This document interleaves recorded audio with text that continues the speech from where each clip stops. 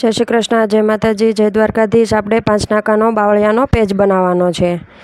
આપણે આવી રીતે પહેલાં સોય કાઢી નાખવાની એક નાકાની નીચે, પછી બીજું નાકું લેવાનું અને હવે ત્રીજું નાકું લેવાનું। એમ આપણે 5 નાકાનો બાવળિયો બનાવવાનો છે।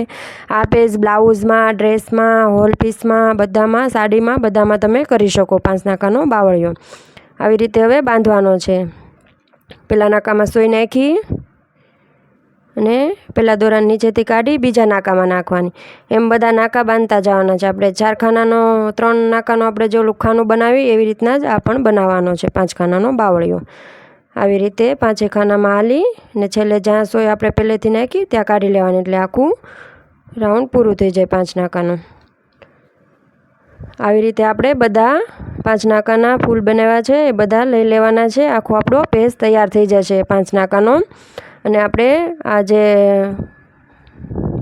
તીરખી બનાવી છે એને પણ આપણે બનાવી લઈશું એવી રીતના, જોજો તમે વિડીયોમાં। 5 નાકાનો બાવળિયો સાડીમાં, ડ્રેસમાં, બ્લાઉઝમાં, બધામાં ચાલે। આપણે અલગ અલગ બાવળિયાના પેજ મૂકેલા જ છે ચેનલમાં આપણી। અલગ અલગ ડિઝાઇન બધી આપણે આ 5 નાકાની પણ ડિઝાઇન બનાવી છે। આ ડિઝાઇન આપણે બધામાં મૂકી શકીએ, હોલ પીસ પણ બનાવી શકીએ। આવી રીતે આપણે છેલ્લા નાકામાં સોય નાખી હવે નીચે કાઢી લઈએ। પહેલેથી શરૂ કરીએ આપણે। હવે નાકામાં સોય નાખી બીજા નાકામાં નાખવાની, ત્રીજા નાકામાં નાખવાની, સોયની નીચે દોરો રાખવાનો, એવી રીતના નાકું પડી જવું જોઈએ। હવે આપણે અંદર હાલવાનું છે।